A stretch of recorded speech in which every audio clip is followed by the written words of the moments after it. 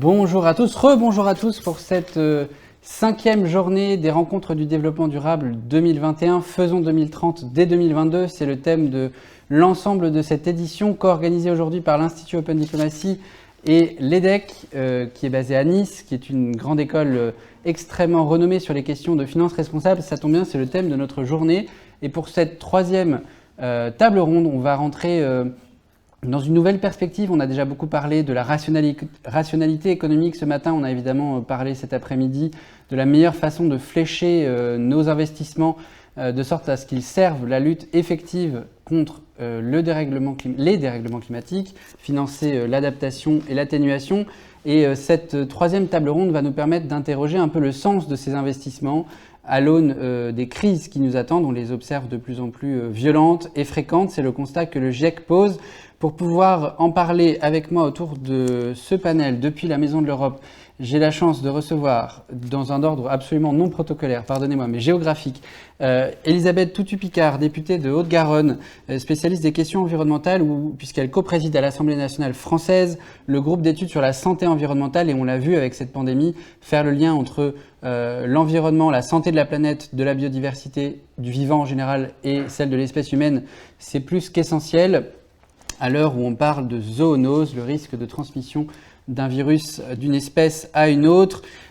Si je continue géographiquement mon tour de table, juste ici à ma droite, Monique Barbu, Madame Monique Barbu, présidente du WWF France, dont les qualités sont nombreuses, je n'en mentionnerai que deux. Madame Barbu a été secrétaire exécutive de la Convention des Nations Unies pour la lutte contre la désertification, l'une des 3 conventions de Rio adoptées voici presque 30 ans. L'année prochaine, ça sera le 30e anniversaire du sommet de Rio sur le développement durable et qui, juste avant de prendre ses fonctions au WWF France, était l'envoyé spécial du président de la République pour la biodiversité et s'est notamment chargé de l'organisation du One Planet Summit Biodiversité qui a eu lieu en janvier 2021, année très particulière puisque c'est la première fois que les 3 conventions de Rio, les 3 COP se réunissent en même temps, la COP 26 à Glasgow très prochainement, la COP 15 de Kunming pour la biodiversité et la COP sur la désertification dont je ne sais pas tout à fait quand est-ce qu'elle va avoir lieu, si elle est confirmée.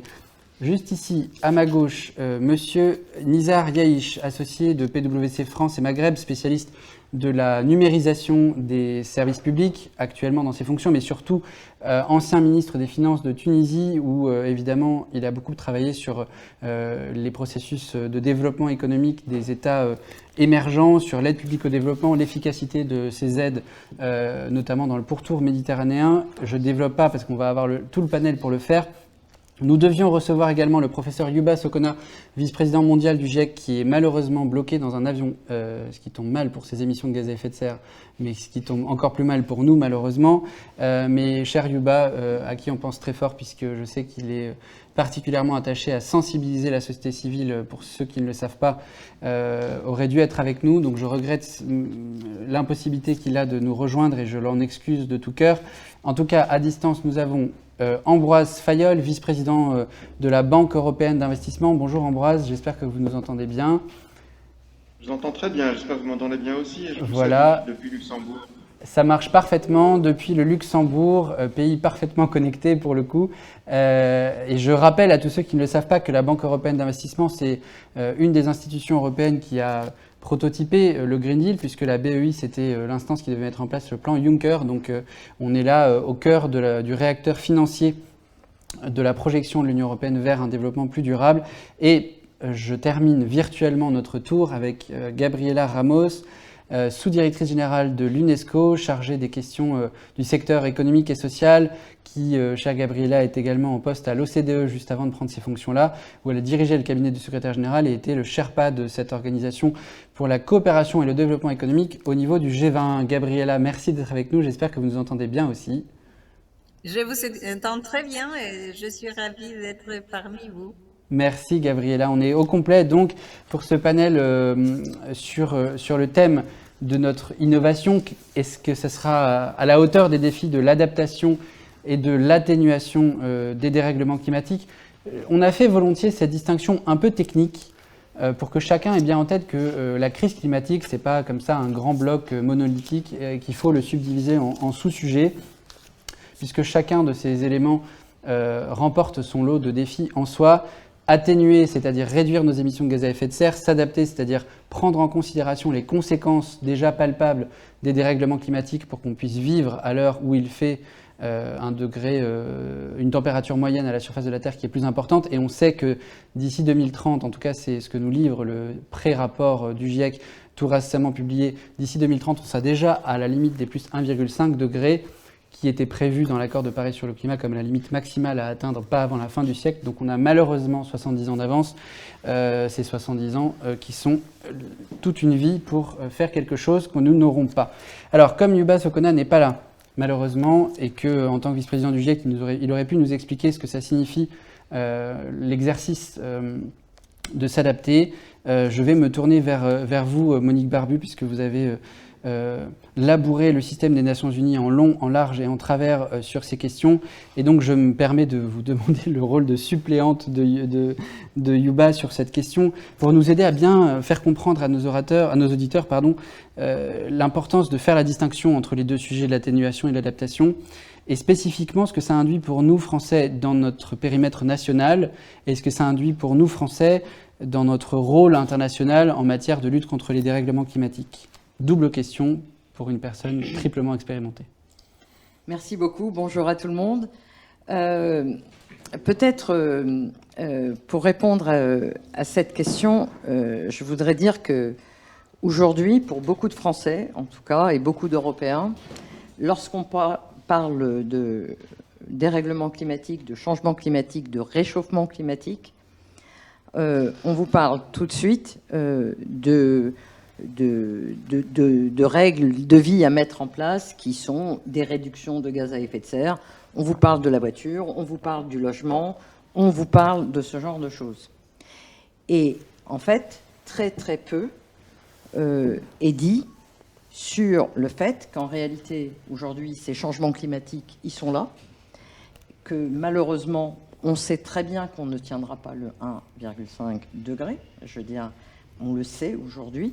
Et si je vous me permets d'insister, on le savait déjà un peu dès l'accord de Paris sur le climat. Oui, mais on aurait peut-être pu faire un certain nombre de choses. Mais aujourd'hui, compte tenu du trend qu'on voit, y compris pendant ce qu'on appelle les années Covid, on sait qu'on va être au-delà des 2 degrés. Et le fait de le savoir, il faut qu'on anticipe ce que cela veut dire. Et malheureusement, aujourd'hui, rien n'est fait dans nos politiques publiques à l'échelle nécessaire pour cela. Par exemple, aujourd'hui, nous avons des inondations dans le sud de la France.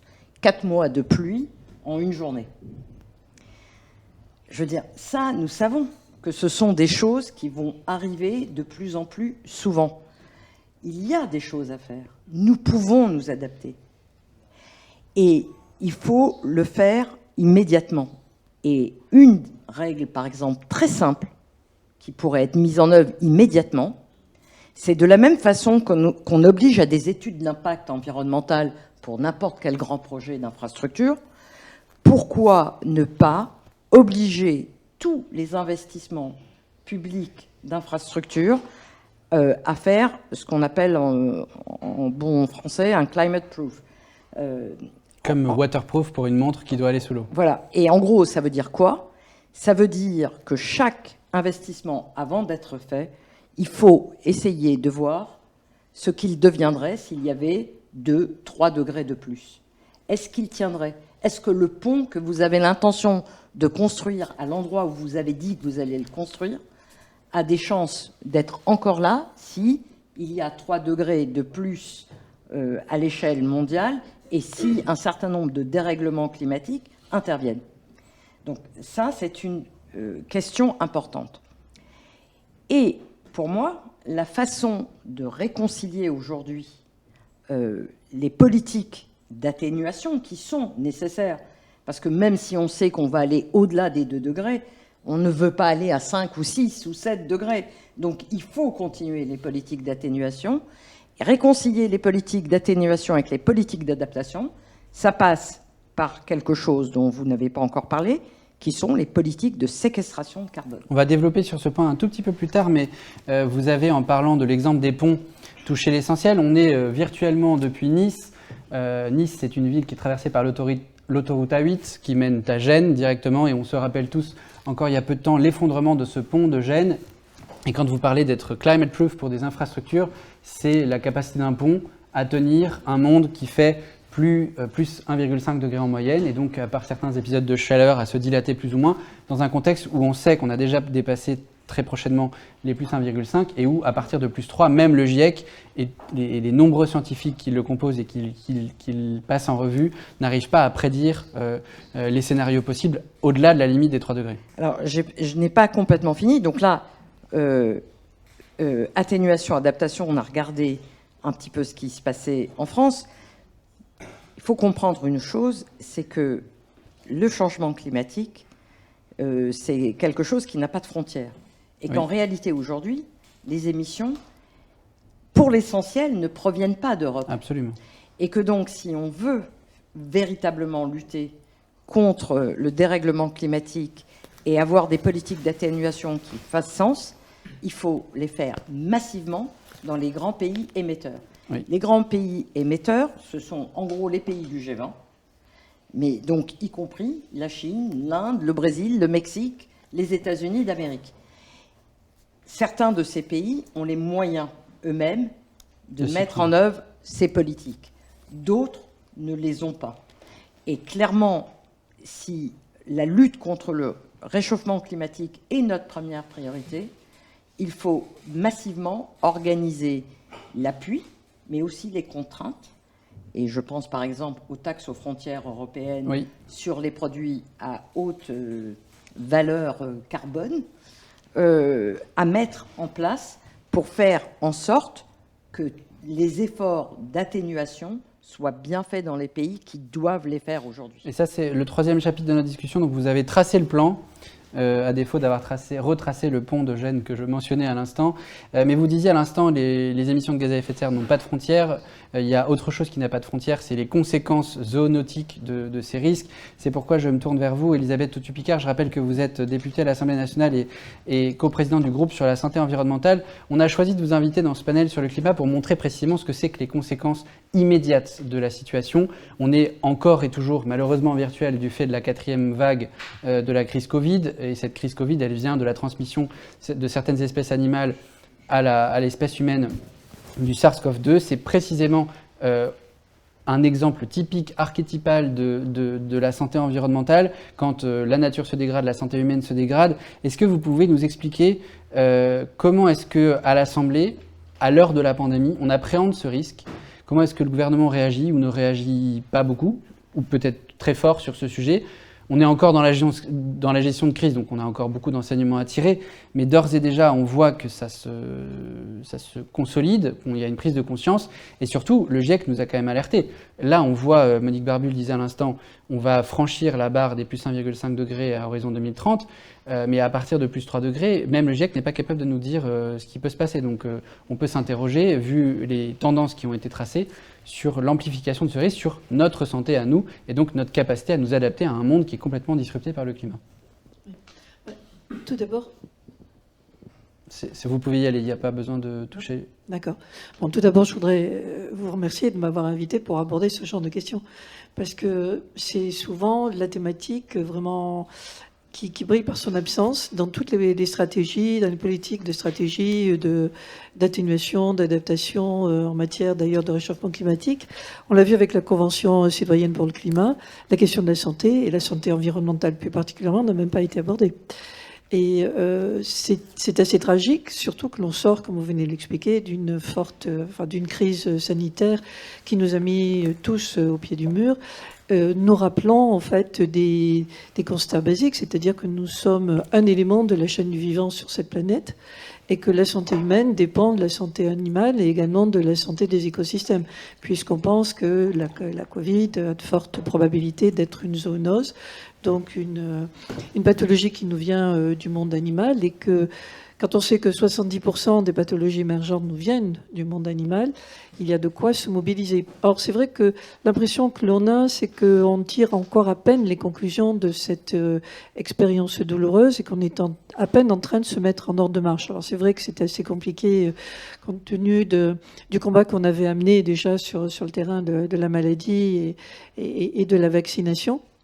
Mais je sens quand même, j'entends autour de moi, des prises de conscience et quand même une volonté de s'organisation, de s'organiser.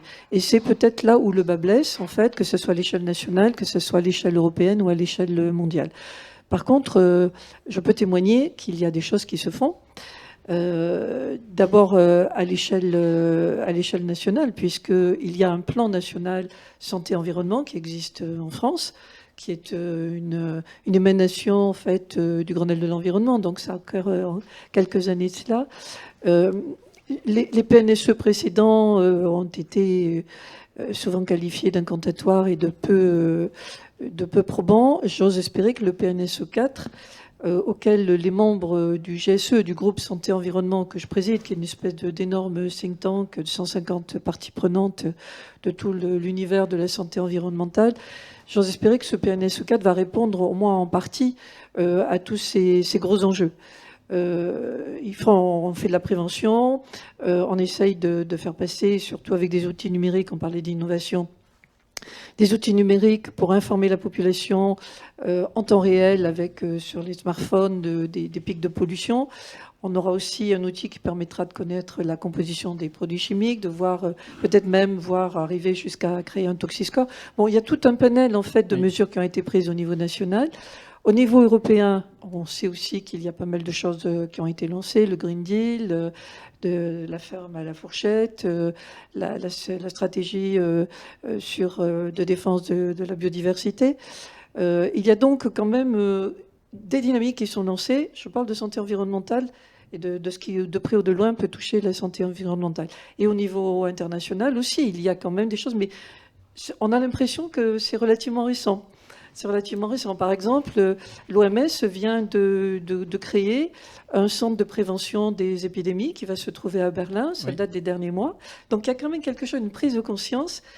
Enfin, j'allais dire, parce que jusque-là, on avait beau parler de santé environnementale, ça donnait l'impression que c'était... Comme ce sont des pathologies qui avancent à bas bruit, et surtout des pathologies chroniques, ça n'est pas aussi spectaculaire qu'une pandémie qui s'est répandue quasiment en quelques mois à l'échelle internationale. Mais du coup, ça réactive en fait cette urgence à mettre en place des stratégies qui tiennent la route. Voilà. Ben on va s'arrêter sur la mention de l'OMS puisque on a reçu au tout début, la première journée des rencontres du développement durable, la directrice générale adjointe de l'OMS qui s'occupe de l'initiative One Health, une santé, qui fait donc le lien entre la santé du vivant et la santé des êtres humains, si j'ose dire. Et c'est le directeur de cette initiative, Monsieur Peter Mbarek, qui la présentera avec la ministre Abba le 11 octobre. Donc sur le volet biodiversité, on y reviendra, mais vous l'avez dit, par-delà l'effet spectaculaire d'une pandémie, le problème de l'adaptation au changement climatique, il va toucher toutes nos vies, l'amplification de l'ensemble des difficultés de santé. Et je fais le lien avec le sujet de la finance durable. Il est impossible de faire des investissements ou simplement de faire tourner l'économie dans un monde qui est aussi chaotique que ça. Et ça, je pense qu'il n'y a pas besoin d'un orateur pour le démontrer. Les faits l'ont montré. Ce qui me ramène à la question d'origine, si j'ose dire, puisque, comme Monique Barbu disait tout à l'heure, il reste énormément encore à faire pour atténuer les dérèglements climatiques. Moi, je préfère dire la crise climatique, car nous sommes sur une trajectoire qui nous amène au-delà de la limite maximale que l'on souhaitait atteindre avant la fin du siècle, et on l'aura franchi avant 2030, c'est-à-dire avant même qu'on ait réussi à remplir tous nos objectifs de développement durable. Monsieur Fayolle, vous êtes, je le disais tout à l'heure, vice-président de la Banque européenne d'investissement, et ça nous tenait particulièrement à cœur de vous inviter à vous exprimer, puisque la BEI, qui a porté le plan Juncker et ses 500 milliards d'investissements, a donc préfiguré le Green Deal. Et le Green Deal, c'est, Elisabeth Toutut-Picard le disait, la grande stratégie européenne dans ce domaine-là. Sans le Green Deal, on n'aurait pas non plus pu articuler et réfléchir aussi rapidement au plan Next Generation EU, donc à la relance européenne. Est-ce qu'en Europe, si j'ose dire, vous ne parlez pas à la place de la Commission ni à la place des États membres, mais est-ce que de votre poste d'acteur au plus haut point de la BEI, vous pouvez dire que sur le volet de l'adaptation, de l'atténuation de nos émissions, on peut se dire que l'Europe a fait sa part du travail? Alors, c'est évidemment une question extrêmement importante, mais aussi complexe. Je voudrais juste dire un mot sur un point qui me semble très important que Monique a fait tout à l'heure, qui est qu'en réalité, c'est très bien hein, d'avoir en tête les différences entre atténuation et adaptation. On voit en Europe de plus en plus les effets du changement climatique. Les inondations sont un bon exemple, les feux de forêt aussi. Mais on les voit aussi ailleurs. Et en réalité, ce qu'on voit, nous, dans les projets qu'on finance, c'est de plus en plus qu'on combine. On combine atténuation et adaptation. Je vous donne un exemple très concret qu'on a financé au Vanuatu. En réalité, au Vanuatu, il y a des cyclones très, très fréquents. Et il y en a de plus en plus parce qu'il y a le changement climatique. Et donc, ce qu'on finance au Vanuatu, c'est, on a financé un champ d'éoliennes. Et ces éoliennes, elles sont rétractables. C'est-à-dire que quand vous avez un cyclone qui arrive, on met les éoliennes par terre. Et on les remonte quand le cyclone est passé. Et ça, c'est la combinaison, en fait, hein, d'atténuation par les éoliennes, hein, les énergies renouvelables, et puis de l'adaptation, tenir compte de ce que, dans le monde d'aujourd'hui, on a déjà les effets du changement climatique dans une géographie comme le Vanuatu, qui justifie qu'on le prenne en compte dans les projets qu'on finance. Alors, sur votre question, d'abord, moi, j'ai bien sûr, hein, il faut aller très vite, c'est une des leçons des rapports qu'on a reçus depuis l'année dernière. Le rapport de l'Agence internationale de l'énergie et le rapport du GIEC. Mais en même temps, je trouve qu'on a quand même des décisions politiques qui ont été prises dans certains États qui sont extrêmement importantes. Je veux dire, la décision du président Biden de revenir sur l'accord de Paris, la décision des autorités chinoises d'être en neutralité carbone à horizon 2060, ça, c'est des décisions qui sont extrêmement importantes pour l'objectif commun qu'on a. Alors évidemment, en Europe, on a une ambition, et une ambition beaucoup plus forte en réalité, et on a une ambition qui est donc le moins 55% en 2030, moins 55% d'émissions par rapport aux émissions de 1990. On est aujourd'hui à moins 34%. Donc, il y a des efforts réels qui sont faits, mais il va falloir les accélérer si on veut tenir les objectifs climatiques, c'est certain. Et nous, ce qu'on a mis en place l'année dernière, c'est une stratégie qui vise à mettre en place, à aider la réalisation du Green Deal européen. Et ça, je trouve que c'est extrêmement positif que cette stratégie de la Banque européenne d'investissement, la BEI, c'est une banque publique dont les actionnaires sont des États membres de l'Union européenne. Cette stratégie, elle a été adoptée à l'unanimité de notre Conseil. C'est-à-dire que toutes les géographies européennes sont d'accord avec la stratégie. Et la stratégie, elle a quoi? Elle a des objectifs qui sont quantitatifs et qualitatifs. Quantitatifs, on va doubler le pourcentage de ce qu'on finance au titre du climat, passant de 25% de nos projets qui sont climat aujourd'hui à 50% d'ici 2025. Et on a vocation à financer 1 trillion, donc 1000 milliards d'investissements climat mobilisés d'ici 2030. C'est la décennie de 2020-2030 est capitale pour tenir les objectifs de plus long terme. Et donc nous, on est une banque qui essayons de faire venir sur des projets qu'on finance d'autres financeurs. On sait très bien que les institutions publiques, évidemment, elles sont déterminées et elles ont des grandes ambitions en matière de stratégie climatique, mais on n'y arrivera pas si le secteur privé ne vient pas de manière très importante contribuer au financement des projets en matière d'atténuation. Et puis, le deuxième type de décision qu'on a prise, c'est de dire on ne financera plus à partir de 2021 de projets qui ne seront pas alignés sur les accords de Paris. Et ça a des conséquences très concrètes. La combinaison des deux avec notre politique d'énergie, ça veut dire qu'aujourd'hui, on ne finance plus de projets dans le domaine des énergies fossiles. On ne finance plus de projets gaziers. On ne finance plus de projets dans le domaine de la construction de nouveaux aéroports. Et par ailleurs, dans la mise en place, nous, de des infrastructures routières, on va continuer à financer des routes, mais on calcule en interne un taux de rentabilité de nos routes qui n'est pas seulement financier, qui est aussi environnemental. Et ce taux de financement, ce taux de rentabilité, il repose sur un prix interne qu'on a choisi pour le carbone.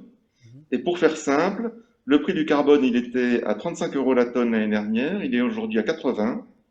Il sera à 250 en 2030, et dans le calcul, et à 800 € la tonne en 2050. Donc, on pourra financer encore des projets s'il y a un intérêt réel d'un point de vue connexion, notamment dans certaines géographies européennes où c'est une nécessité, mais sur la base d'un prix du carbone qui a été revu fortement à la hausse.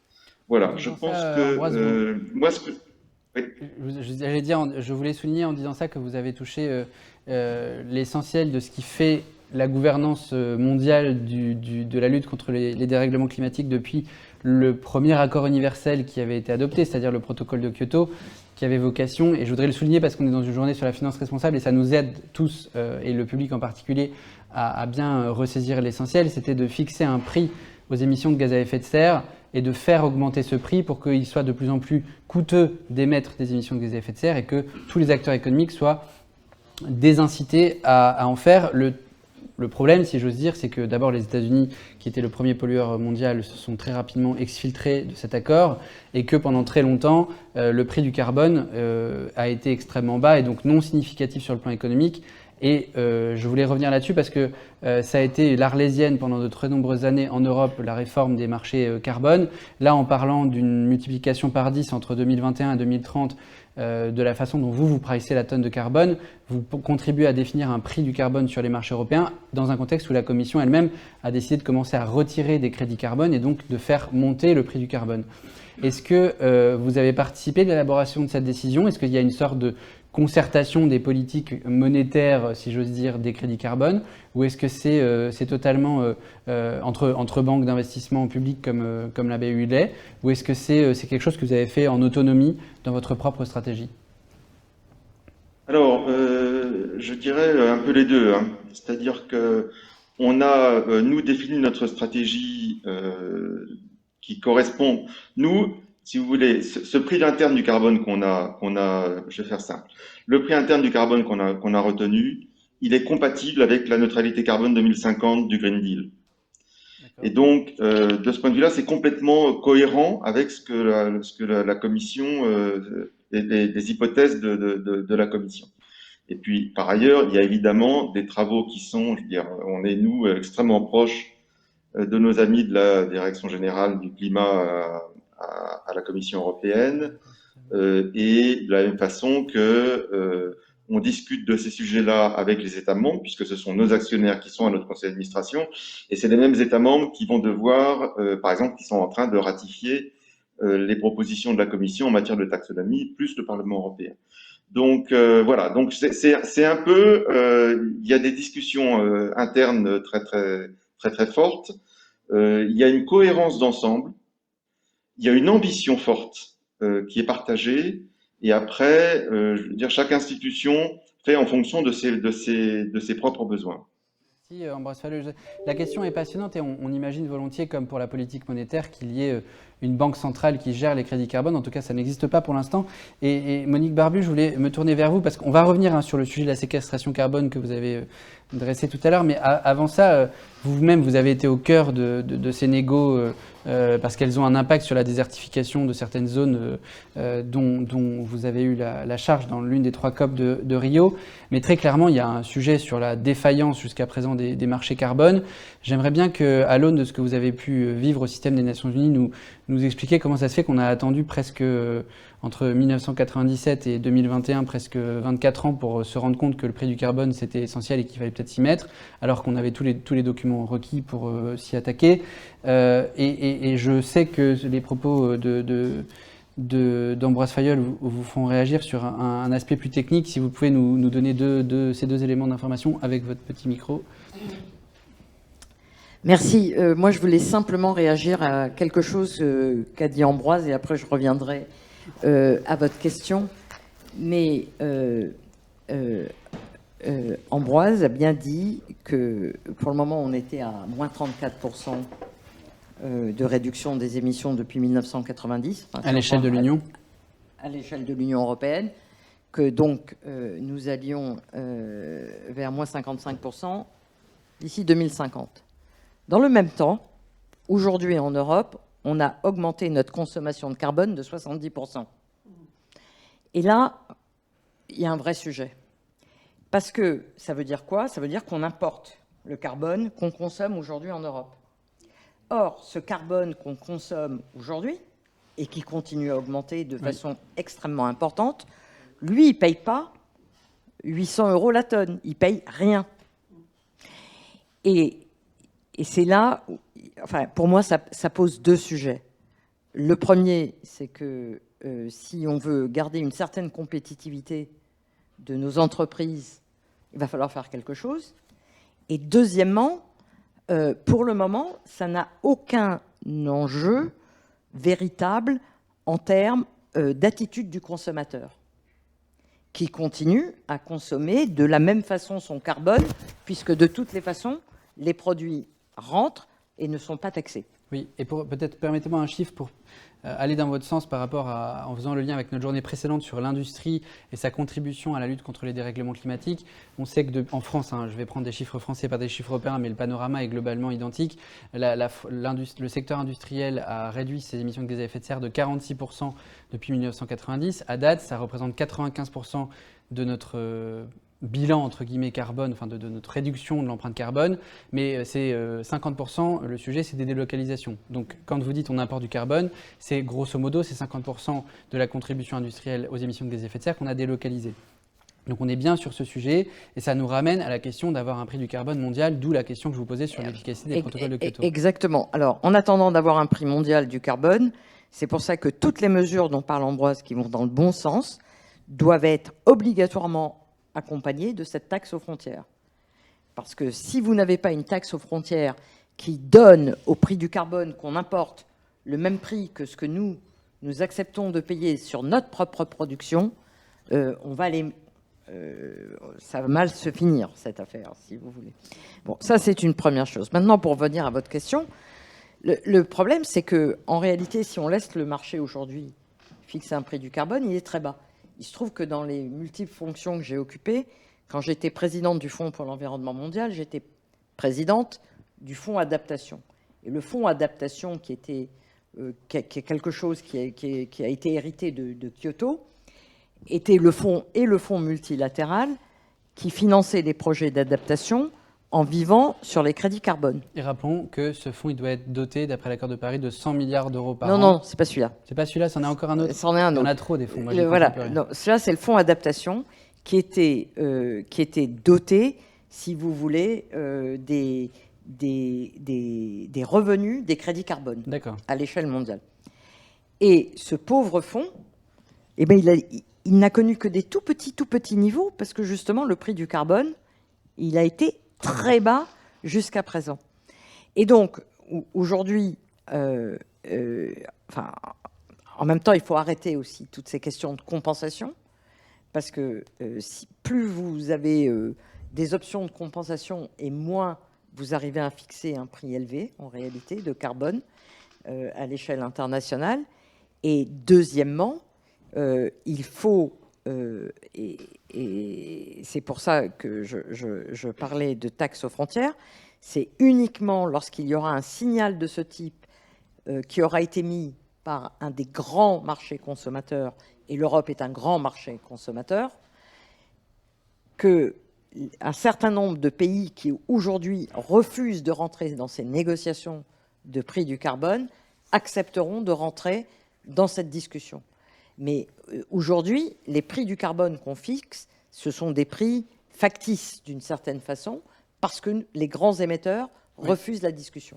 Parce que les grands émetteurs refusent la discussion et parce qu'on compense encore trop et qu'on n'a pas assez de retirés de crédit carbone sur les marchés. Exactement. C'est les trois piliers de cette problématique. Si je reviens à la question que je posais à Ambroise, et je vous garde, Monique, si vous me permettez, sur ce que l'Europe a déjà fait ou pas fait. Vous parliez tout à l'heure de la séquestration carbone qui, pour nous, Européens, alors vu nos tendances à nous d'émissions, elles sont relativement bonnes. On sait qu'on est crédible dans l'objectif d'atteindre moins 55% à horizon 2030. Mais quand même, on a du boulot. Et pour y arriver, la séquestration. Alors, la séquestration de carbone, tout à l'heure, Ambroise donnait un exemple de ce que c'était quelque chose qui fait de l'atténuation et de l'adaptation en même temps. Il parlait des éoliennes qui se couchent. Et c'est vrai, c'est un exemple. Mais les politiques de séquestration de carbone, l'intérêt qu'elles ont, c'est, en gros, c'est de réconcilier le monde de la nature avec la discussion climatique.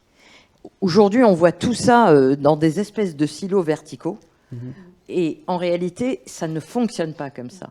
Et en fait, le carbone, il faut qu'il retourne aux endroits où il doit être, c'est-à-dire sous nos pieds, que ce soit dans les océans ou dans la Terre.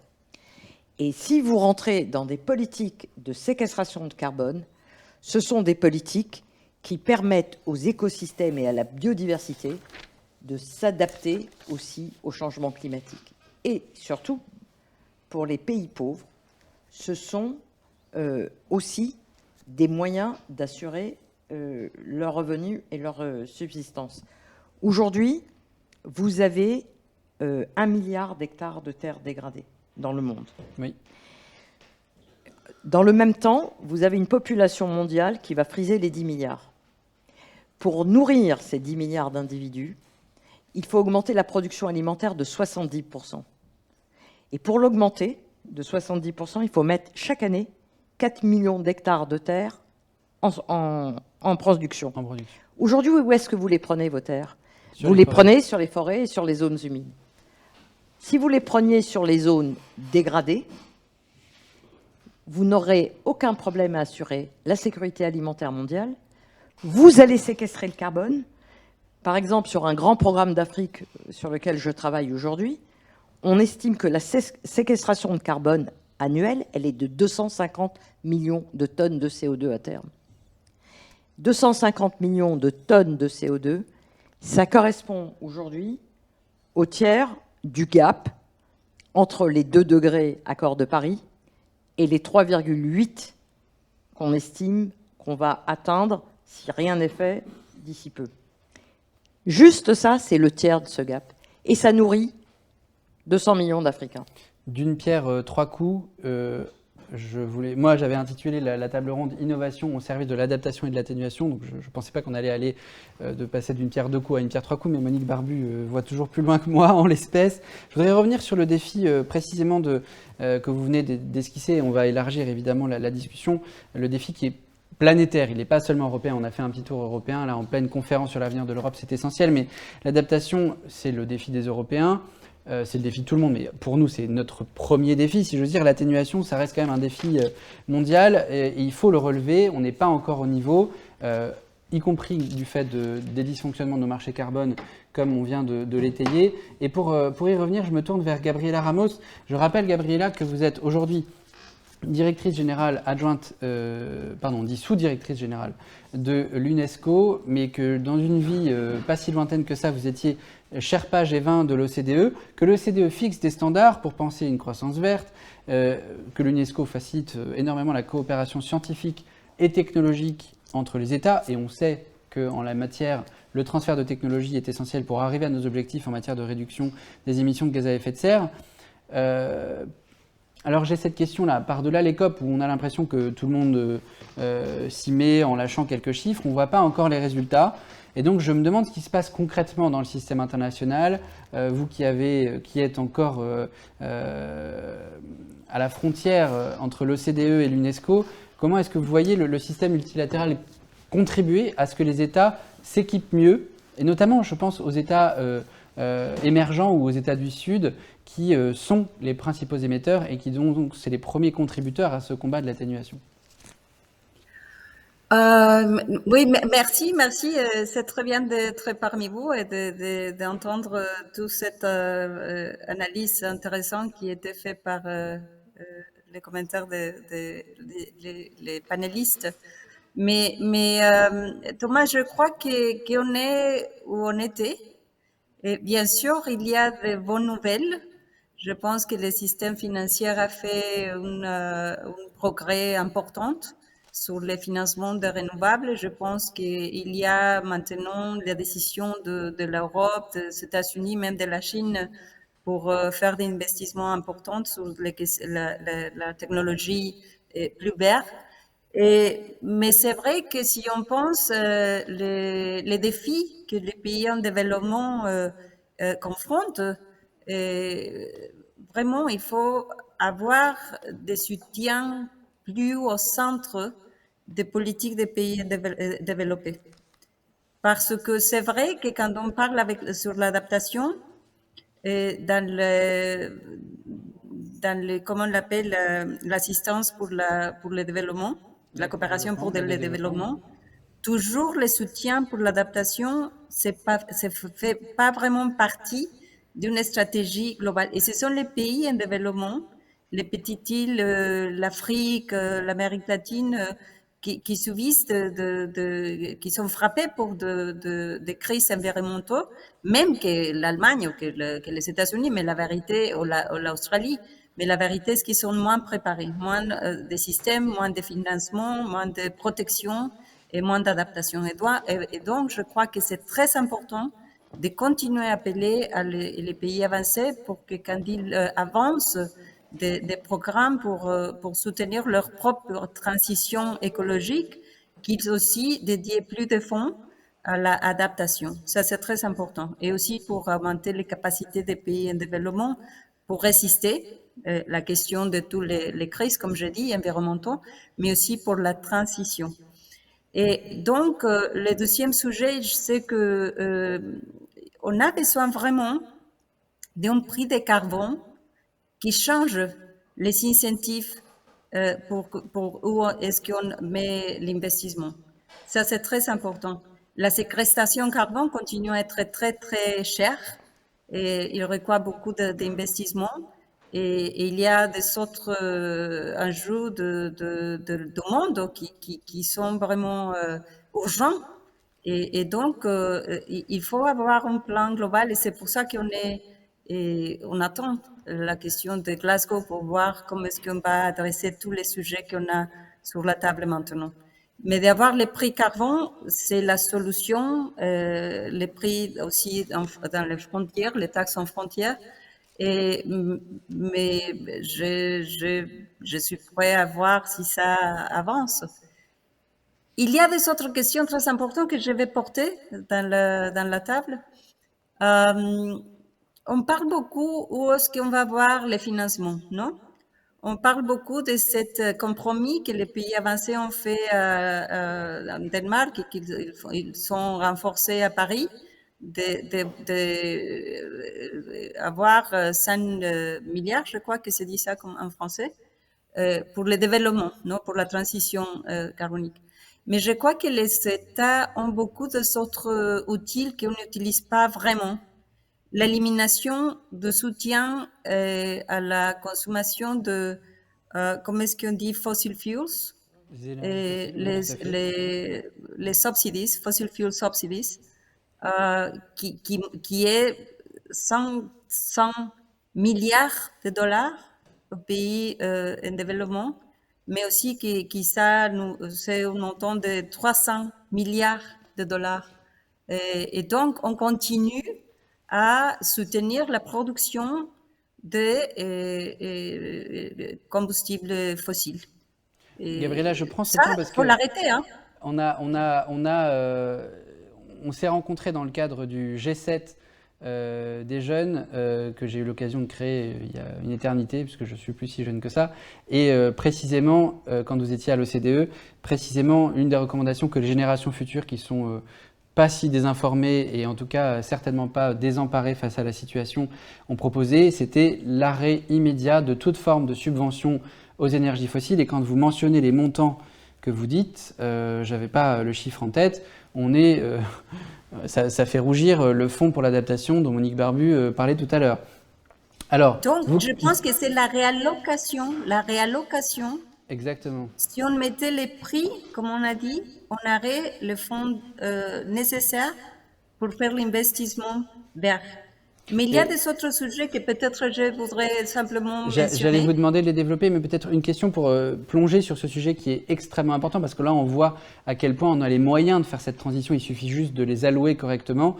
Vous-même, Gabriela, je le disais tout à l'heure, vous avez été au cœur des négociations G20 en tant que Sherpa du secrétaire général de l'OCDE, qui est un peu le secrétariat informal du G20. Est-ce que vous avez... on a vu que le G20 de l'environnement s'était réuni que 2 fois. Une fois sous présidence japonaise en 2019, une fois sous présidence italienne, à Naples, à l'été. Pourquoi est-ce qu'il n'y avait pas de G20 de l'environnement et surtout, pourquoi est-ce que du coup, on ne parlait pas au G20 de ce sujet de l'élimination des subventions aux formes d'énergie fossile, dans la mesure où ça semble être une mesure qui permet tout de suite de dégager des centaines de milliards pour faire la transition? Ah non, mais Thomas, la vérité, c'est qu'on parlait beaucoup sur ce sujet. C'était les Sherpas et c'était les leaders. Et je te rappelle que depuis le sommet de Pittsburgh, on a le compromis des pays d'éliminer le soutien à la production de combustibles fossiles. Et on n'a pas arrivé. C'est pour ça que je le dis, c'est pas une question nouvelle. Il y a une décennie d'années que nous avons arrivé à déterminer qu'avec l'élimination de ce type de soutien, de financement, et même l'élimination nous donnera la réduction de 10% d'émissions de gaz à effet de serre. Et donc, je pense que ça et là, il faut le développer. Il y a beaucoup de compromis qu'on est dans l'agenda, même de G20, mais maintenant à l'UNESCO, il y a beaucoup de compromis qu'on a déjà. Il faut les faire vraiment et il faut les délivrer. À l'UNESCO, on a les réserves de la biosphère. Et on fait un appel pour prendre en compte aussi que Monique a dit, non, de préserver, de voir comment est-ce qu'on peut faire un équilibre mieux entre les besoins de la population, parce que c'est vrai, c'est pas une question facile de dire ah oui, on va tourner tout vert et après on a des autres problèmes qui sont aussi importants, mais on a les réserves de la biosphère. Mais au-delà de ces sujets qui sont là, la question des achats gouvernementaux aussi, on a là un outil qui est très important pour déterminer comment est-ce qu'on va développer les marchés des produits qui seront plus alignés avec les compromis environnementaux. Mais je vais aussi vous partager, parce que vous nous avez demandé de porter des questions qui sont innovantes. Et nous avons réussi à l'UNESCO, et c'est ici dans le secteur social et humain de l'UNESCO, les pays membres ont négocié une recommandation éthique sur l'intelligence artificielle.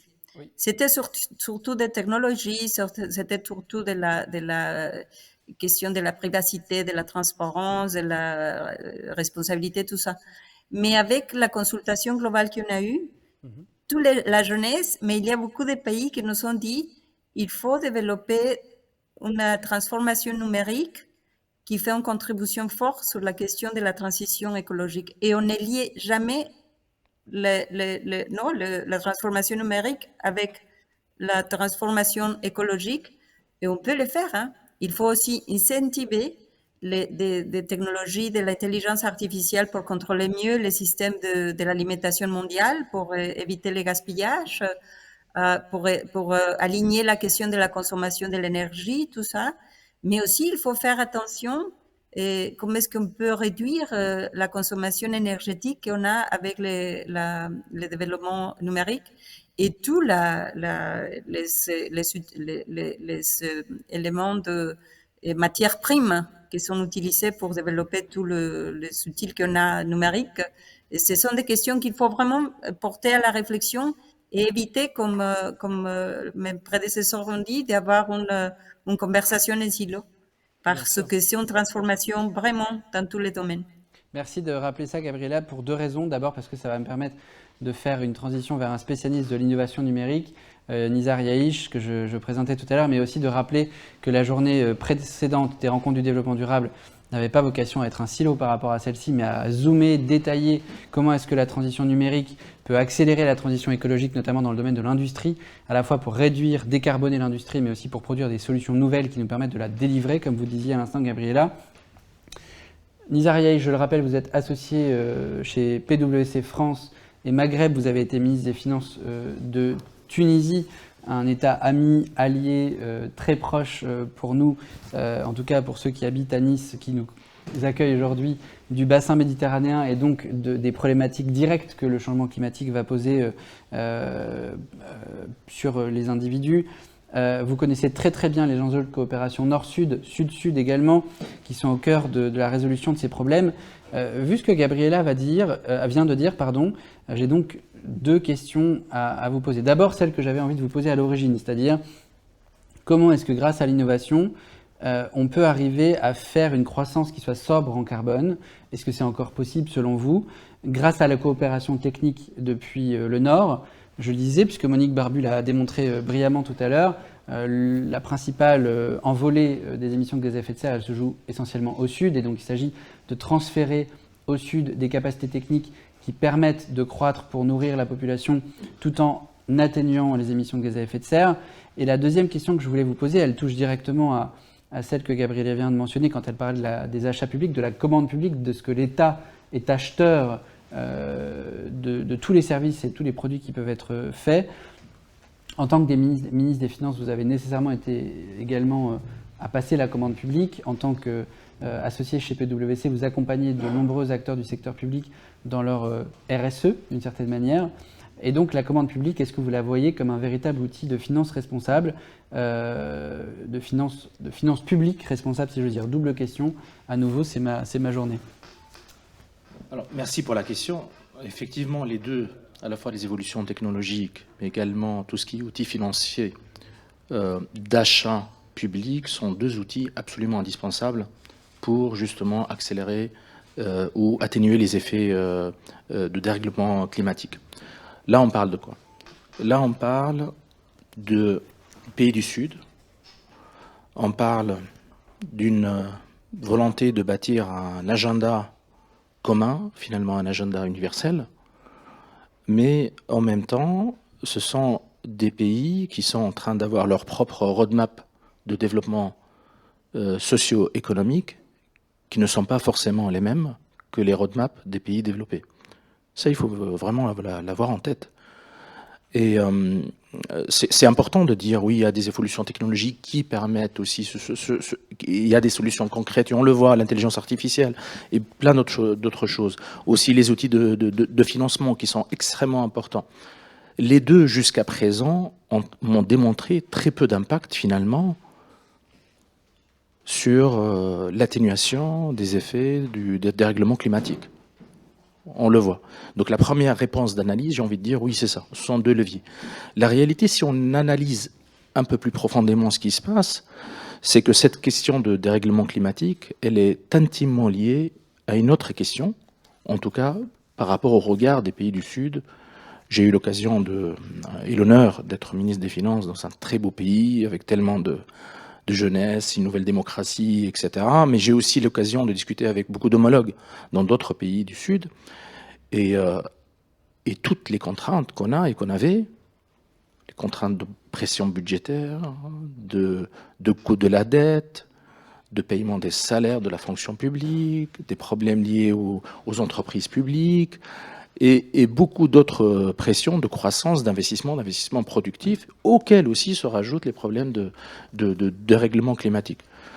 vous imaginez bien que pour l'échelle de temps d'un politicien, des questions très court-termistes, risque très fort, imminent, impact très fort, court terme, versus quelque chose qui est vraiment réel, qui est extrêmement important, mais qui est aussi décalé dans le temps, et dans la tête, la réflexion même de ces pays-là, la plupart des émissions n'a pas été faite forcément à ces mêmes endroits. Donc on comprend très bien, pour éviter tous les beaux concepts marketing et dire les choses telles qu'elles sont, c'est pas forcément la plus haute des priorités, notamment avec ce qui s'est passé avec la crise du Covid, l'accentuation des niveaux d'endettement de plusieurs de ces pays-là en l'espace d'un an, un an et demi, de 2 ans, qui ont pris presque 10-15% de leur PIB en endettement supplémentaire. Vous voyez très bien que l'ordre des priorités n'est pas forcément le même. Ça c'est une trajectoire que nous sommes tous censés prendre collectivement. Mais qu'est-ce qui se passe en fait dans la trajectoire? Il y a un autre problème. L'autre problème, extrêmement important aussi, c'est un problème qu'on appelle les resources mismatch, qui sont dans le monde. C'est les grands déséquilibres qui existent entre les ressources, les moyens, le savoir, la technologie d'un côté, et les besoins, la population, entre guillemets, le mérite de l'autre côté. Et ce qui se passe, c'est que côté financier, on voit très bien qu'il y a une très forte... Donc, que ce soit côté financier, côté savoir, côté technologique. Côté financier, par exemple, ce qui se passe, c'est qu'il y a une forte concentration des avoirs, des dépôts, dans les pays, que ce soit développés ou émergents. Oui, prenons un exemple, on a accumulé beaucoup d'épargne pendant la crise Covid, on a des moyens qui sont importants. Absolument, et d'ailleurs qui sont greffés sur d'autres niveaux d'épargne, et là on parle l'ordre de grandeur, c'est la centaine maintenant de trillions de dollars versus ce qu'on dépense pour les problématiques climatiques où il faut enlever 3 ou 4 zéros, 3 zéros et demi, n'est-ce pas? Ça c'est le problème. Le deuxième problème, c'est que cette concentration des dépôts et des avoirs et des produits financiers et des avoirs financiers qui sont dans les pays développés ou émergents, elle accentue davantage la concentration future et donc l'exclusion des pays qui sont déjà exclus.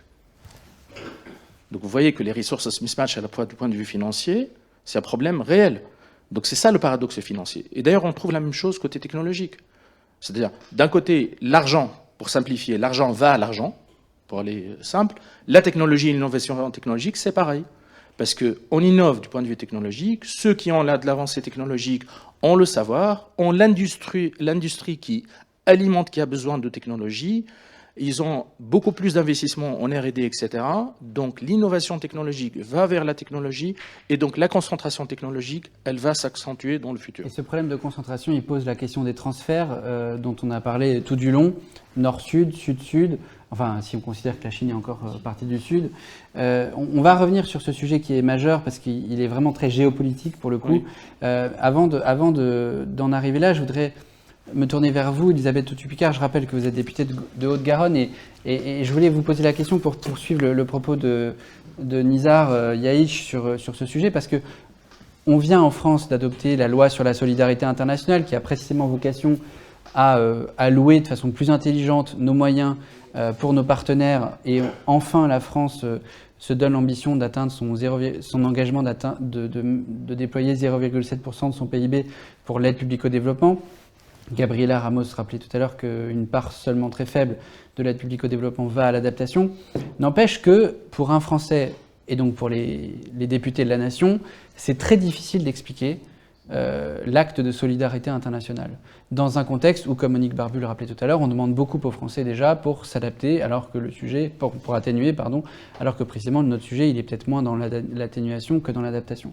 Alors, et c'est le même sujet sur les vaccins. Quand on dit à nos amis, à nos concitoyens, il faut vacciner nos voisins africains parce que sinon l'Afrique va devenir une usine à variants et que c'est dans notre intérêt à nous que d'être altruistes, c'est très difficile de convaincre, et c'est pour ça que je voulais me tourner vers vous, député de Haute-Garonne. Comment est-ce qu'on s'y prend pour convaincre que l'altruisme, ça n'est pas un acte vain politiquement, c'est un acte qui a aussi un sens, un intérêt pour notre pays, pour nos concitoyens. Oui, on s'y prend comme on peut, parce que le retour dans les circonscriptions n'est peut-être pas aussi, altruiste que nous pourrions l'espérer quand on porte une démarche à l'échelle nationale et surtout internationale. Les préoccupations des Français sont des préoccupations du quotidien.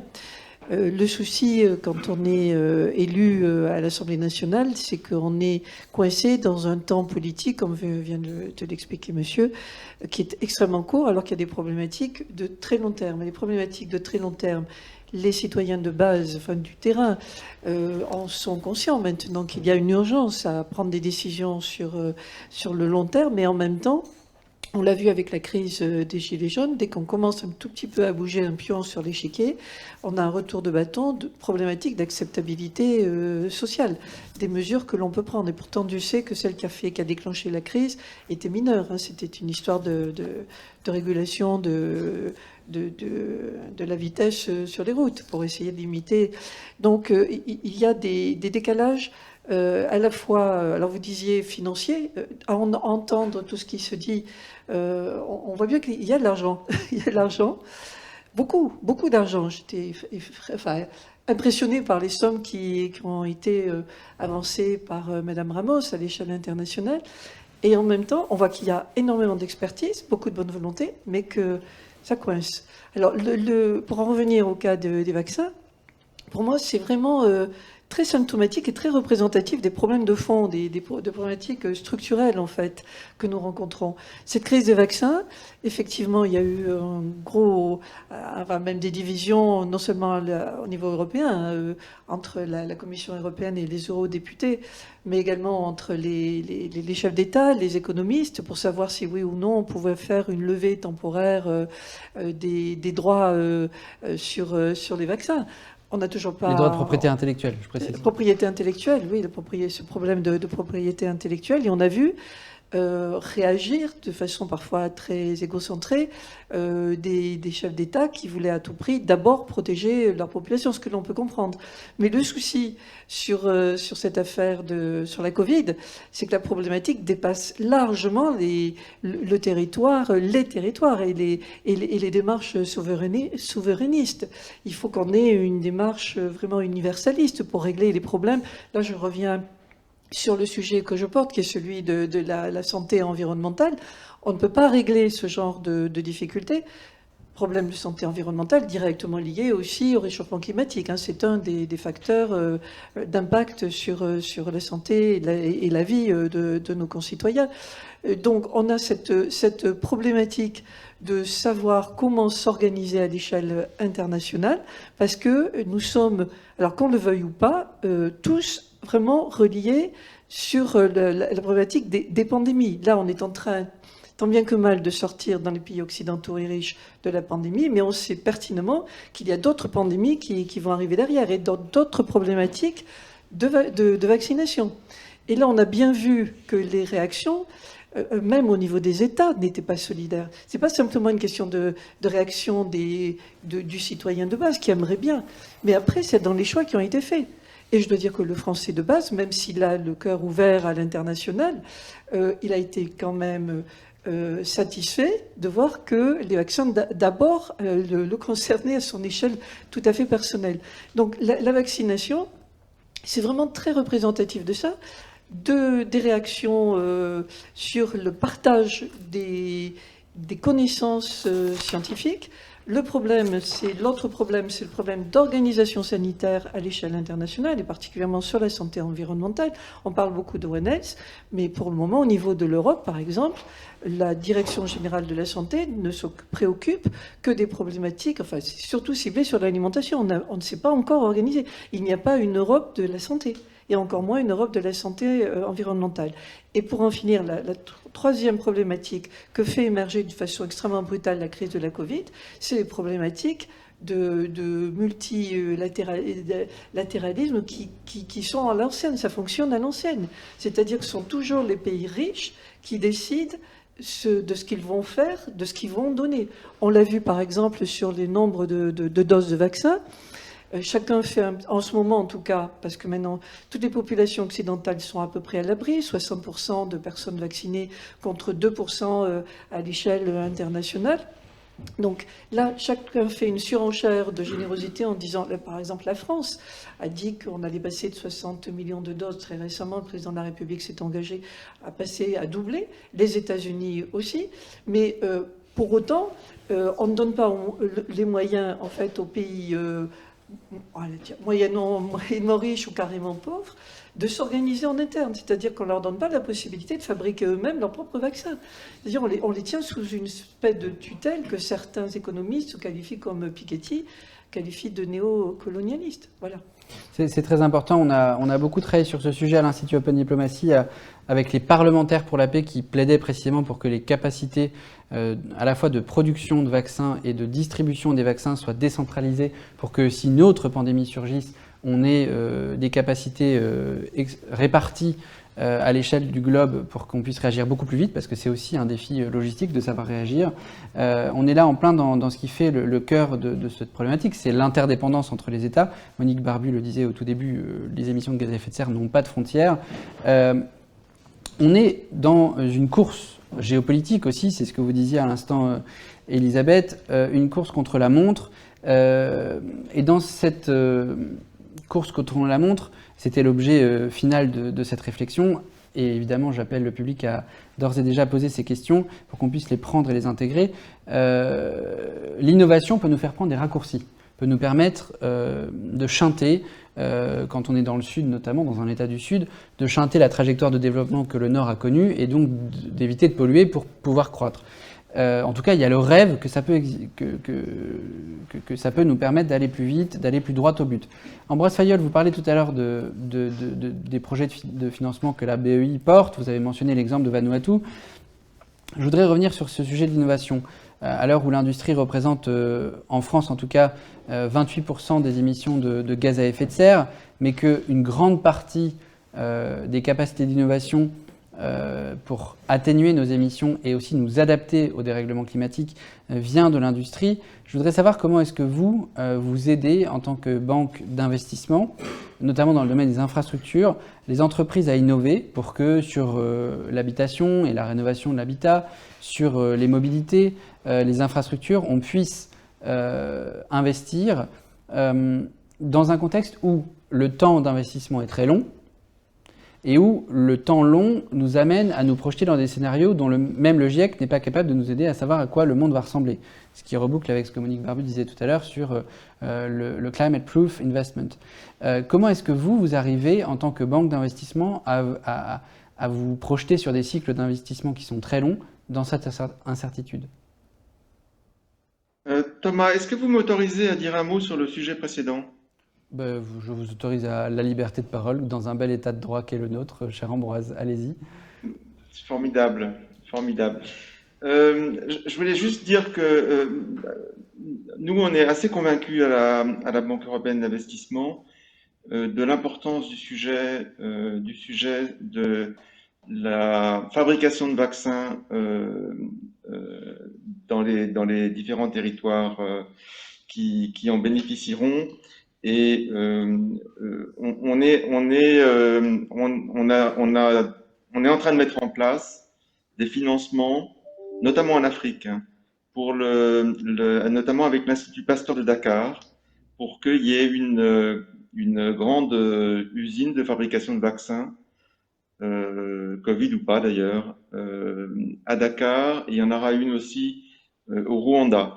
Donc, juste pour dire que c'est vrai ce que décrivait Madame la députée est un sujet extrêmement important et je crois qu'il y a une conscience prise de la nécessité de pouvoir accompagner les autorités des pays, notamment en Afrique, à avoir une production locale de vaccins. Mais ça m'y a pas.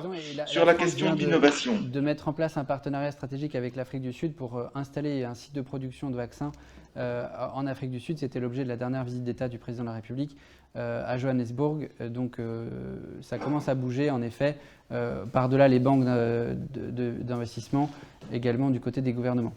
Donc je confirme, et la liberté d'expression aura eu le bonheur de cette confirmation qui donne de l'espoir. Je vous laisse répondre à ma précédente question. Absolument, absolument. C'est pour ça que je faisais cette remarque-là. Et ça réglera pas le sujet, hein, mais c'est des pas aussi dans la bonne direction. Alors sur l'innovation, moi je voudrais dire trois choses. D'abord, il y a des innovations qui sont absolument nécessaires pour atteindre les objectifs climatiques et dont on n'a pas conscience aujourd'hui qu'elles vont exister, mais elles vont arriver. On sait que pour obtenir par exemple en Europe la neutralité 2050, on aura besoin d'innovations.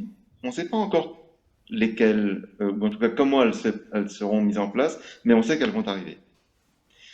Et pour ça, c'est aussi le rôle d'une banque publique. On l'a fait notamment avec la Fondation Gates, et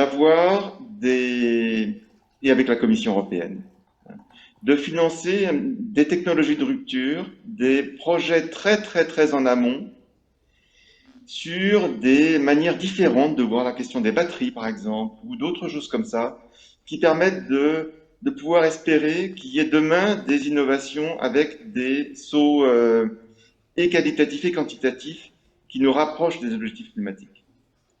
Après, il y a une deuxième chose qu'on fait, qui est le financement de projets, notamment dans les industries ou avec les entreprises qui sont fortement émettrices de carbone et qui ont toutes, bon, en tout cas les grandes entreprises de ce secteur-là, sont bien conscientes de la nécessité d'avoir des objectifs climatiques ambitieux.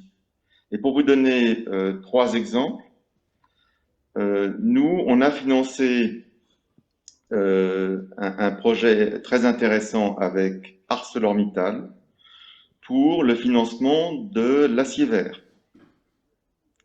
On a financé aussi un projet d'une entreprise franco-suisse sur du ciment vert. Et on a financé des projets très intéressants de bornes de recharge sur plusieurs géographies en Europe avec Total. Et Total, évidemment, est une entreprise principalement dans le domaine pétrolier, mais en même temps qui se diversifie beaucoup avec des projets extrêmement ambitieux et à la fois des moyens financiers et des expertises techniques qui peuvent permettre aussi d'avoir des projets d'innovation qui nous laissent espérer qu'on puisse trouver les moyens de se rapprocher des objectifs climatiques. Après, c'est vrai que ces projets-là, ça prend du temps, et ça prend du temps notamment dans ce qu'on appelle en anglais le scale-up, c'est-à-dire la manière une fois qu'on a l'innovation, une fois qu'on a fini la phase de projet de démonstration, il faut qu'on puisse monter en puissance à l'échelle plus industrielle pour avoir un vrai impact. Et ça, c'est sûr que c'est aussi pour ça d'ailleurs qu'on aura besoin de financements privés très importants. Les financements publics ne peuvent pas être la solution à eux seuls pour la montée en puissance de ces innovations. Et puis derrière ça, mais c'est en complément, c'est pas du tout l'un ou l'autre, hein, il y a tout ce qu'il faut faire pour mettre du vert dans ce qu'on fait. Et nous, dans nos financements, c'est clair que on attache de plus en plus d'importance à ce que quand on construit ou quand on rénove un établissement scolaire ou qu'on fait du logement social, on finance beaucoup de ces projets-là avec des entités comme la Caisse des dépôts en France, par exemple, et bien qu'on ait une partie importante qui soit consacrée à la rénovation thermique des bâtiments. Quand vous êtes à Nice, moi j'étais à Nice vendredi pour voir deux entreprises qu'on a financées, le Fonds Tourisme Côte d'Azur pour financer les entreprises dans le domaine du tourisme qui souvent ont beaucoup souffert de la crise du Covid. Vulog, entreprise qui est championne dans son domaine, qui est celui d'un système d'information très avancé dans le partage d'automobiles. Bien entendu, dans ces projets-là, l'aspect climat est extrêmement important.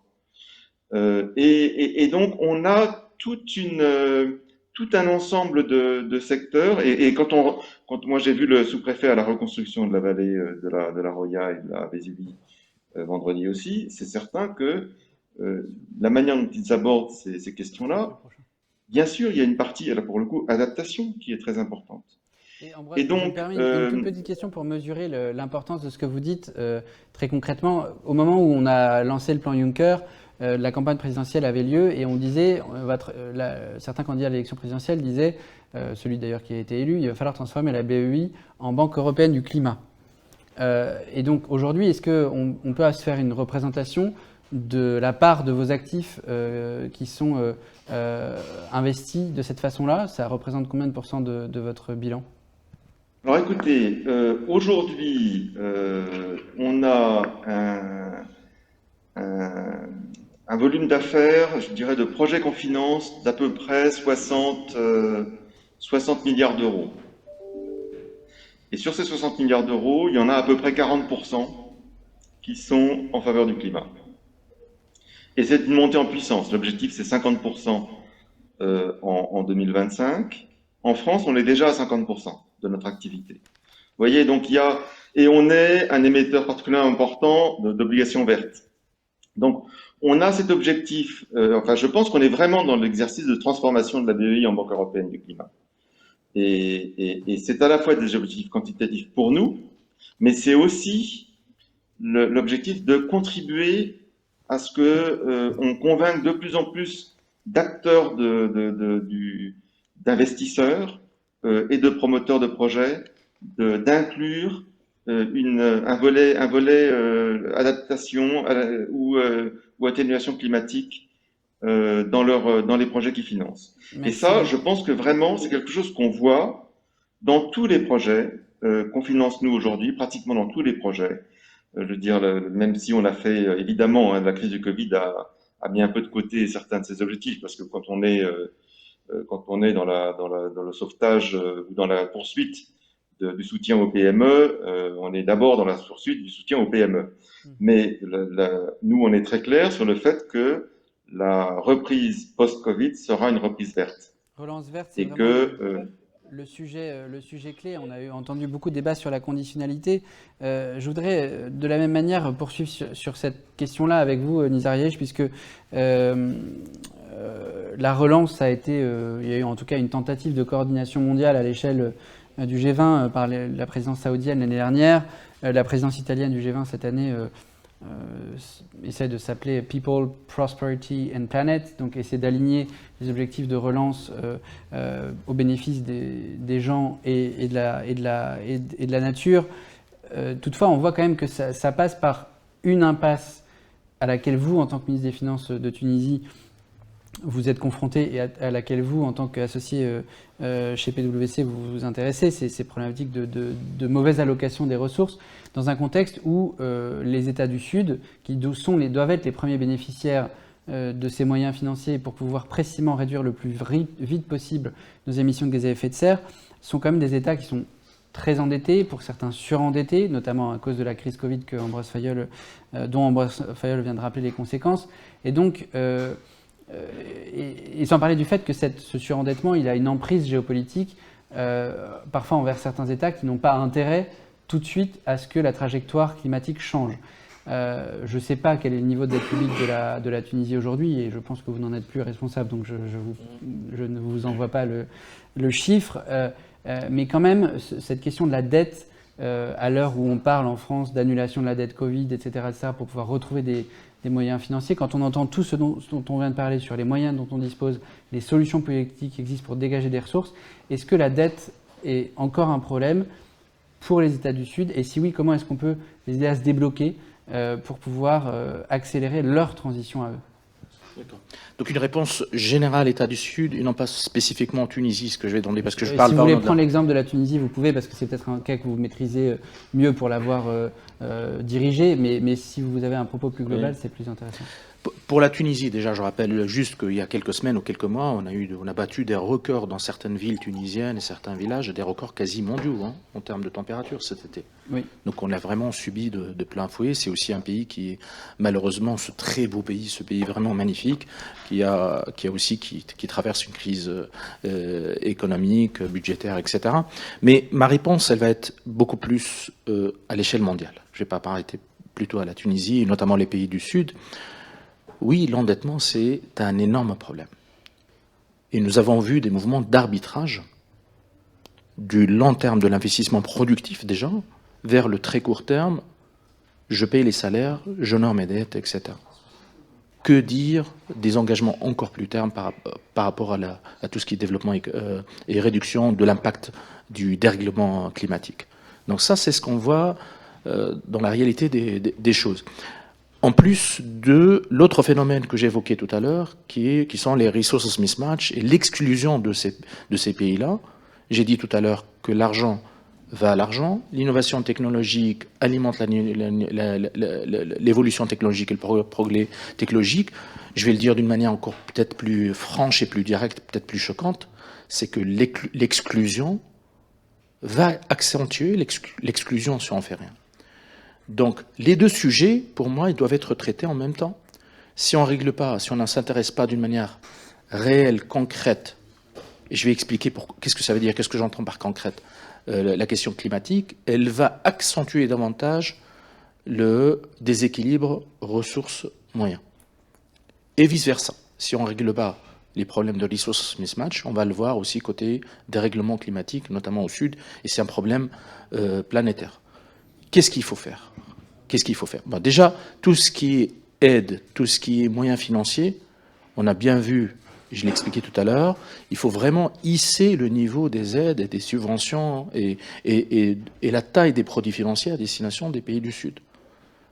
C'est indispensable. Et lorsque je dis augmenter, ce n'est pas tout simplement augmenter marginalement, mais c'est vraiment changer d'échelle. Pourquoi changer d'échelle ? Parce que on a plus que l'impression que le fait qu'on ne calcule mal, finalement, du point de vue économique et monétaire, l'impact sur les énormes dépôts qui existent et qui sont concentrés à moyen et long terme. On a du mal à estimer et quantifier les bénéfices sociaux, les bénéfices sur l'humain, sur le long terme. En fait, on atteint un petit peu, en quelque sorte, la limite de la rationalité économique qui a du mal à quantifier l'impact futur de tous ces problèmes-là, écologiques et autres. Donc il faut hisser les niveaux, ça c'est certain. Il faut innover. Il y a pas mal d'initiatives louables, on en a parlé aujourd'hui, etc. Mais il faut continuer à l'innovation. Il y a des choses, il y a du blended finance qu'il faut développer davantage. Il y a ce qu'on appelle les DIB, les CIB, il y a des produits de couverture de risque qu'il va falloir faire davantage et beaucoup d'autres sujets. Il faut un peu appliquer davantage bien sûr les politiques au niveau du G20 et influencer. Et d'ailleurs PwC a participé, on a annoncé il y a quelques jours une participation pour alimenter cette réflexion et influencer les décisions politiques au niveau du G20. On l'a fait avec 600 autres entreprises mondiales, avec un chiffre d'affaires cumulé de plus d'un trillion de dollars. Nous avons aussi au sein de PwC pris des engagements et fait valider nos engagements en matière d'environnement d'ici 2030, les fait valider par un organisme tiers. Donc il faut aussi, au niveau G20, au niveau des plus grandes entreprises mondiales, au niveau des fonds d'investissement, au niveau des fonds de pension, au niveau des fonds souverains, au niveau des assurances et des fonds d'assurance, et notamment assurance vie, où ils ont des visions et des ambitions beaucoup plus long terme. Et donc je pense qu'ils doivent faire plus et mieux, tout en innovant davantage en termes de produits financiers. Je pense qu'il faut la totalité de ça, avec deux principes importants. Côté nord, quand dépasse ce calcul un peu comptable, court-termiste, et vraiment quantifié à l'échelle mondiale l'impact de dérèglement climatique et l'impact du resource mismatch sur les développements. Et côté Sud, bien entendu, il faudrait que les pays du Sud font aussi leur propre travail, et il faudrait que l'ensemble des aides qui vont venir, et j'espère d'un autre niveau, qu'on les pousse pour que ces produits financiers produisent du développement. Donc ce sont les deux approches, à mon avis, qu'il va falloir pousser à plusieurs échelles. Merci, ça nous rappelle le chiffre terrifiant que le professeur Emmanuel Maté, directeur général de l'EDEC, nous disait ce matin, que seulement 12% des soi-disant investissements bas carbone faits dans le cadre de la finance verte sont en réalité des financements qui effectivement permettent de réduire des émissions de gaz à effet de serre, étude qui avait fait énormément de bruit, et c'est très important. Puisque les gros sous semblent là mais mal alloués, et que quand ils sont alloués, seulement un dixième d'entre eux ont de l'impact, se pose la question dernière que je voulais adresser à Gabriela Ramos, maintenant plutôt dans sa qualité UNESCO que dans sa qualité ex-OCDE. Gabriela, on voit que fondamentalement, le nœud de tout ça, c'est la logique d'interdépendance, et comment est-ce que, soit par altruisme, quand c'est bien compris, soit par pur intérêt géopolitique, on arrive à organiser la coopération Nord-Sud et la coopération Sud-Sud pour des transferts de technologies. C'était tout l'objectif des transferts de compétences à hauteur de 100 milliards de dollars par an que prévoyait le Fonds mondial pour l'environnement après la COP21. Le compte n'y est pas sur le plan financier, mais je voulais me demander si sur le plan de ce que typiquement l'UNESCO en matière de coopération scientifique et technologique peut faire, on arrive à avoir des nouvelles dynamiques de partage de bonnes pratiques, de partage de savoir qui nous permettent de prendre ces chemins de traverse que j'évoquais tout à l'heure. Et, oui, effectivement, l'UNESCO a promovu toute la vie la question de la science ouverte. Et je pense que ça, le Covid nous a montré comment est importante, une des leçons très positives que je dois souligner parce qu'on est optimiste sur la montée de la collaboration scientifique face à la pandémie. On l'a dit rapidement, mais dans une année, on avait 6 vaccins. Et c'est incroyable. Je crois que ça, c'est les côtés les plus positifs de tout ce qu'on a vécu dans ce domaine. Il faut les garder, la science ouverte. Et nous serions dans la conférence globale, pas seulement la recommandation sur l'éthique de l'intelligence artificielle, mais aussi une recommandation de la science ouverte pour maintenir cet échange de connaissances, de technologies entre tous les pays, toutes les universités, les secteurs privés, et ça peut marcher, ça peut être des conclusions intéressantes. Mais dans une autre côté, je pense que Madame la députée a dit, la solidarité internationale n'était pas là avec le processus de vaccination. Et donc, ça nous a donné une leçon qu'il faut remonter si nous voulons vraiment avoir la coopération multilatérale qui délivre bien pour tout le monde. De comprendre que la pandémie était mondiale et pas seulement d'avoir la 3e vaccination ou d'acheter 4 fois la population comme on l'a fait au Canada ou dans des autres pays, le Royaume-Uni, les Américains, et pendant que le reste du monde n'avait pas accès parce que la production était à 3. Et donc, il faut vraiment avoir un regard global. Et ça nous a manqué dans le Covid. Et j'espère que dans la question du changement climatique, on comprend vraiment que c'est un enjeu global, qu'on pourra seulement l'adresser globalement et qu'il faut prendre des décisions qui concernent tous les pays. Et finalement, peut-être un petit commentaire final, parce que je suis partie de comité mission de Danone, que c'est la transformation d'entreprise à mission. C'est très important de changer les métriques avec lesquelles on mesure la réussite.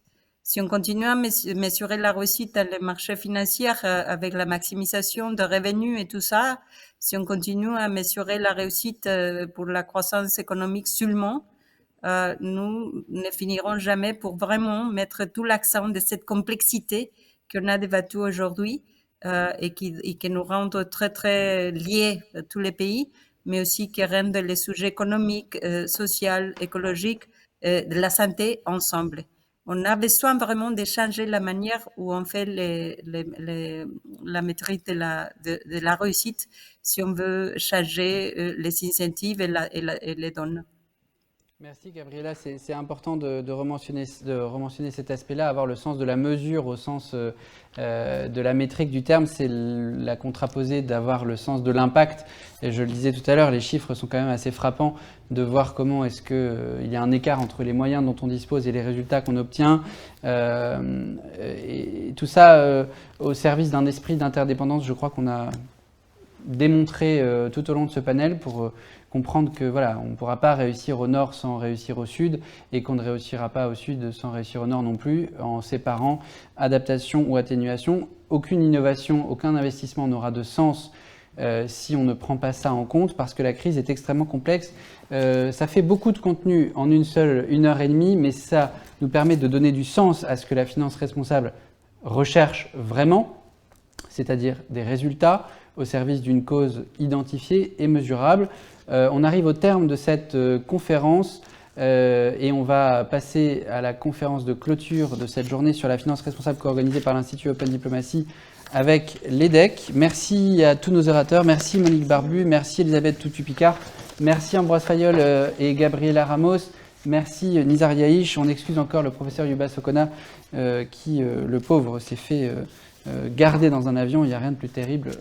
Encore qu'il y en a qui prennent du plaisir à prendre des avions après ne pas avoir décollé pendant 2 ans. On se retrouve à 17h30 pour la conclusion de cette journée. Investir la finance responsable pour relever le défi à temps. Ce sera le dernier mot de cette journée. Merci à tous.